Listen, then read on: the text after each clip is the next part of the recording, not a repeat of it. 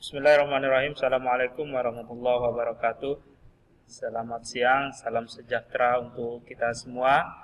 Rekan-rekan semua yang saya hormati dan saya banggakan, Bapak Dr. Wasis Biyoko yang kami hormati. Jadi pada kesempatan yang baik ini, saya atas nama Taufik Rahman dan rekan saya Andi Irawan akan mempresentasikan pendidikan jarak jauh pada mata kuliah teknologi pendidikan. Pendidikan jarak jauh hal ini akan membahas tentang yaitu hakikat pendidikan itu sendiri dan pendidikan jarak jauh dan pelatihan jarak jauh atau diklatnya. Pada pokok pembahasan ini, yaitu di subbagian A-nya, nanti saya akan membahas tentang konsep daripada pendidikan atau diklat jarak jauh. Kemudian ada perancangan sistem dan model diklat jarak jauh, pengembangan bahan ajar, implementasinya, dan seterusnya. Kemudian kita langsung saja masuk kepada konsep pendidikan jarak jauh atau diklat jarak jauh. Konsep pembelajarannya yaitu pendidikan sepanjang hayat yang juga bermakna pendidikan, atau lebih sederhananya dalam pembahasan yang sering atau ungkapan-ungkapan yang sering kita dengar adalah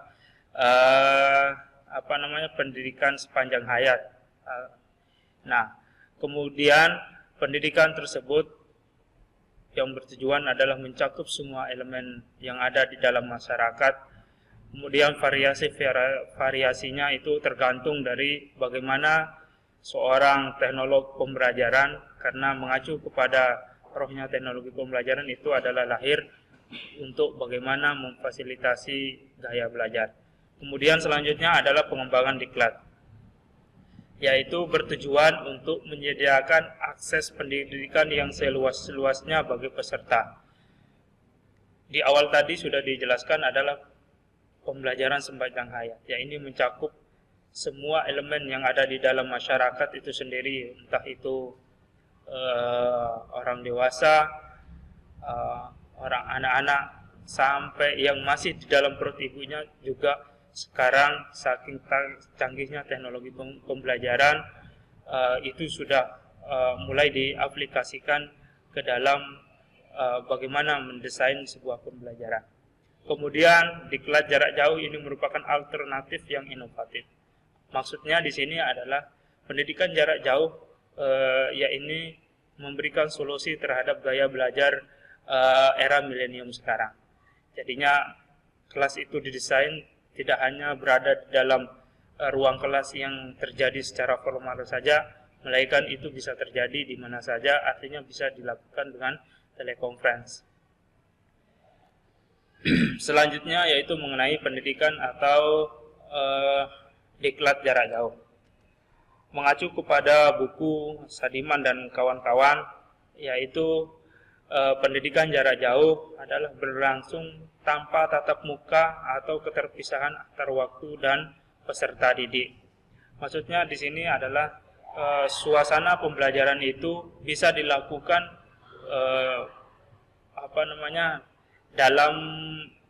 dalam dimensi waktu yang berbeda dan boleh dilakukan kapan saja dan di mana saja. Artinya pendidikan jarak jauh ini tidak hanya terfokus pada kegiatan secara formal yang hanya diatur di dalam kegiatan pembelajaran yang ada di sekolah itu dari jam 7 pagi misalkan sampai jam 13.00. Kemudian peserta pendidikan atau diklat jarak jauh itu sendiri dari instruktur atau dilakukan dengan cara tatap muka melalui media. Ini yang sudah saya jelaskan di awal tadi terkait dengan telekonferensi. Selanjutnya adalah penyelenggara pendidikan jarak jauh. Ini dengan alasan, ada beberapa alasan yang melatar belakangi kenapa pendidikan jarak jauh itu dilakukan. Secara yuridis, itu termuat dalam Undang-Undang 1945 mengamanatkan tentang pentingnya bagi pendidikan seluruh warga negara Indonesia yang termuat dalam pasal 28B ayat 1, bahwa setiap warga negara berhak mengembangkan diri melalui pemenuhan kebutuhan dasarnya, yaitu berupa pendidikan.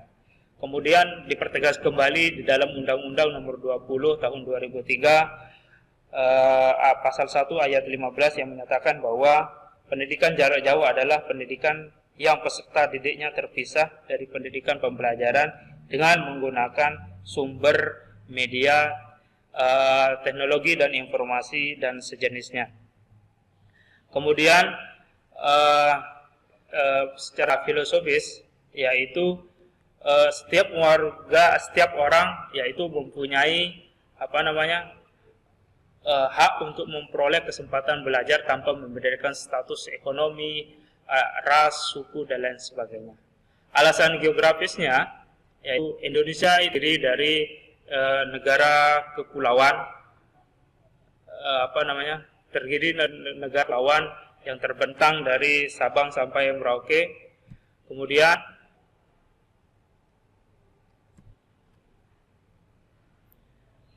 untuk alasan geografisnya, lembaga diklat secara konvensional menyelenggarakan pendidikan dengan menggunakan gedung-gedung atau pusat diklat tempat pendidikan. Selain itu, alasan geografis juga dapat disimpulkan, yaitu negara kita yaitu terdiri dari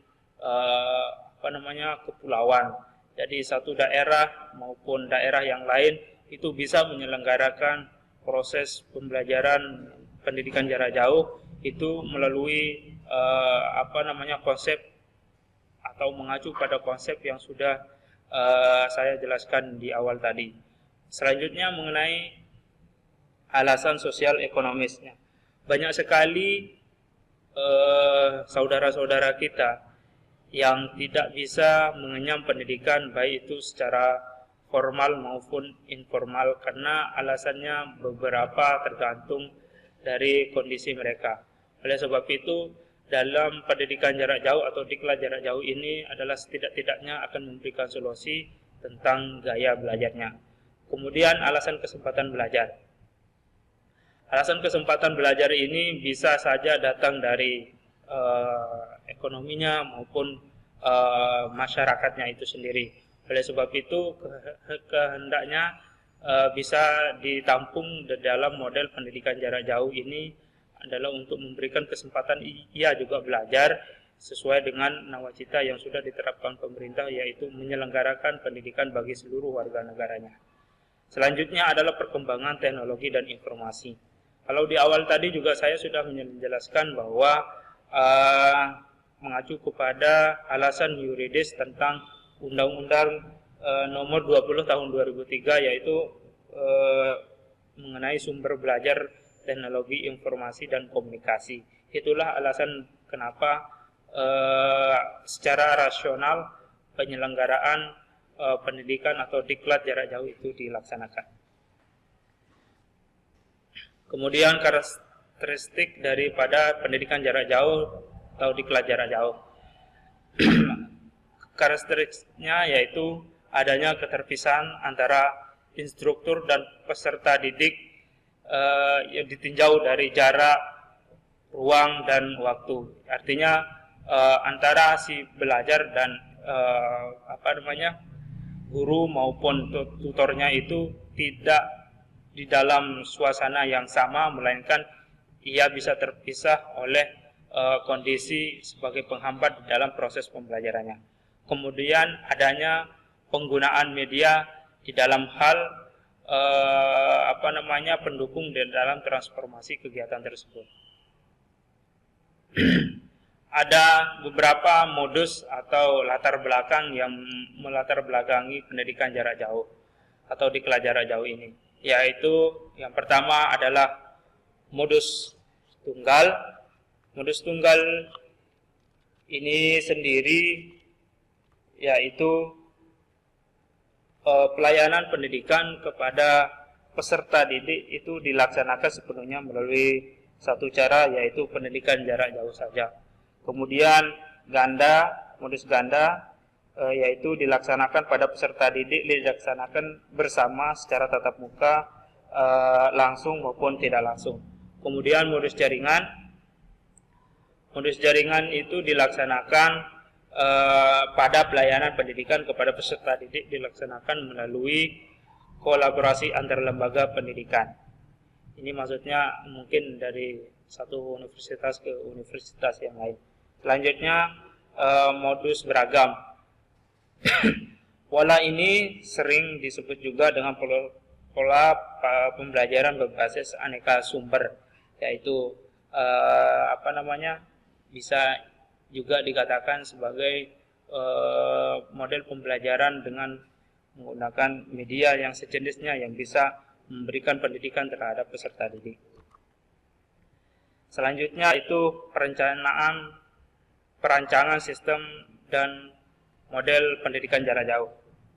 Menurut ICT 1994, yaitu dalam sel dan RICI 2000, teknologi pembelajaran adalah teori dan praktek dalam mendesain, pengembangan, pemanfaatan, pengelolaan, penilaian, serta penilaian proses.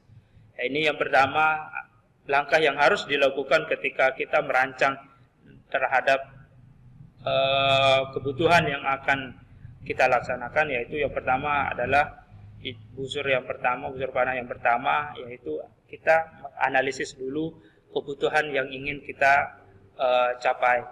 Kemudian perumusan TIU dan TIK-nya. Yang selanjutnya adalah kita harus mengetahui karakter dari peserta didik yang kita tuju, dan langkah yang terakhir adalah evaluasi formatif yang dilaksanakan untuk mengetahui sejauh mana efektivitas dari pendidikan jarak jauh atau diklat jarak jauh tersebut dilaksanakan. Selanjutnya yaitu pengembangan bahan ajar dalam pendidikan jarak jauh dan atau diklat jarak jauh. Ada skema bahan ajar, yaitu yang pertama adalah mempelajari kurikulumnya, kedua penyusunan KPI-PM dan jabaran materi, atau di sini kita mengkelompokkan materi-materinya. Selanjutnya adalah penulisan naskah media, ya ini berupa media baik berupa cetak, audio dan videonya. Selanjutnya adalah pelaksanaan produksi. Setelah semua dirasa sudah cukup matang, kemudian kita melaksanakan produksi sesuai dengan acuan yang sudah dipaparkan di atas. Kemudian evaluasi, yaitu uji coba terhadap produk yang sudah kita rancang, kemudian merevisinya sesuai dengan apakah sudah sesuai dengan yang kita tuju. Misalnya masih ada beberapa hal yang perlu kita evaluasi, revisi inilah tempatnya. Kemudian reproduksi dan penyebaran. Reproduksi dan penyebaran ini dilakukan setelah semua di dalam proses kegiatan tersebut sudah matang dan memberikan dampak yang signifikan terhadap proses pembelajaran pendidikan jarak jauh.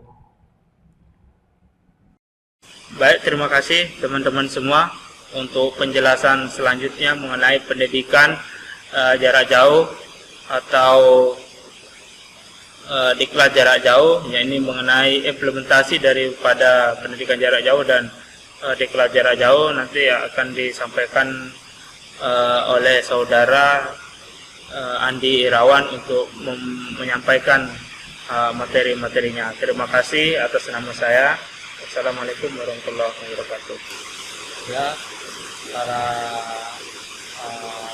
kawan-kawan semua, saya Andi Irawan. Saya akan melanjutkan presentasi tentang pendidikan jarak jauh, dan langsung saja pada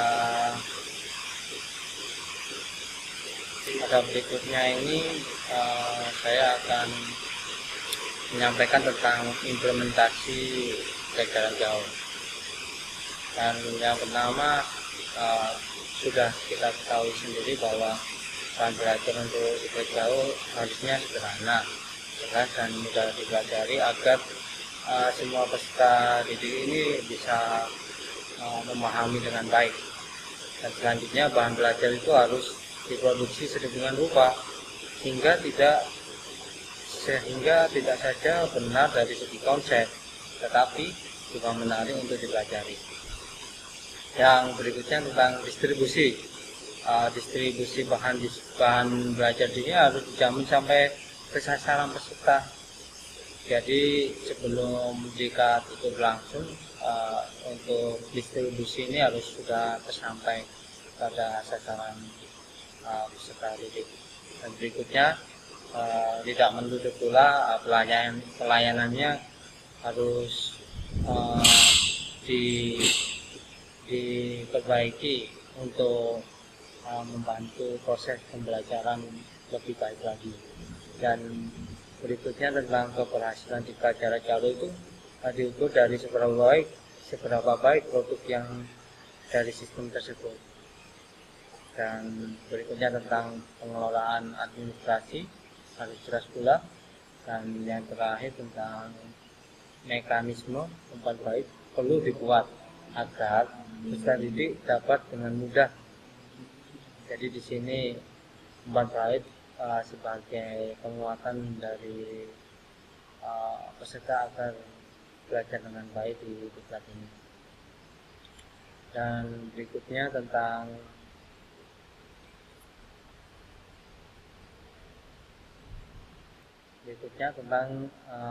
langkah-langkah penyelenggaraan diklat jarak jauh.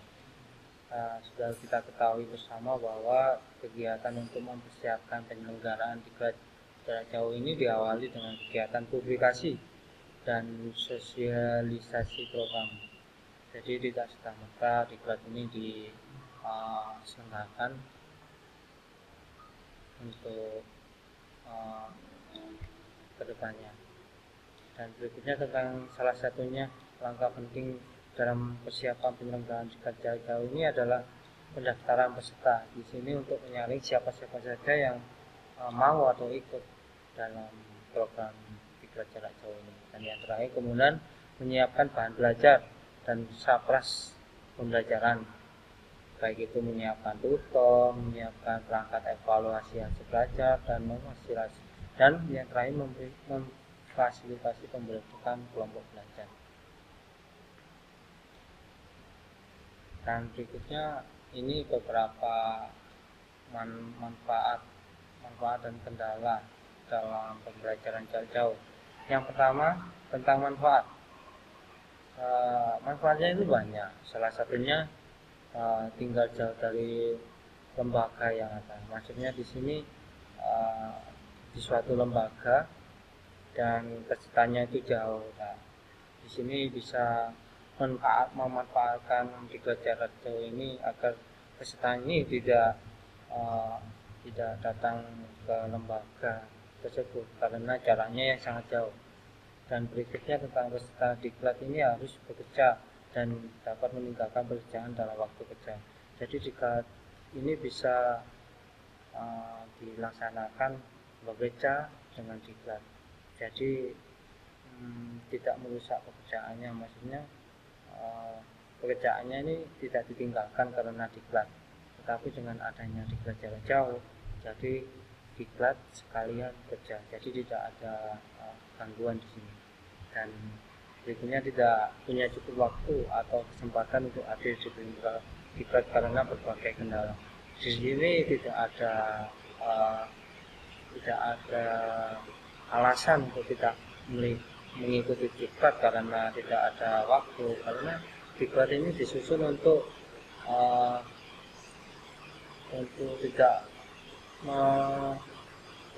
menyita waktu cukup banyak karena cukup online dan kita bisa diklat dengan beberapa prosedur yang telah ditentukan. Dan yang terakhir tidak ada tertampung di lembaga diklat karena keterbatasan ruangan belajar, karena di sini orang yang peserta diklatnya ini jauh dan bisa di rumahnya sendiri, maka dari itu tidak menutup kemungkinan terdapat kuota yang tidak ada. Di sini luas sekali, bisa menampung semua peserta, jadi dengan baik.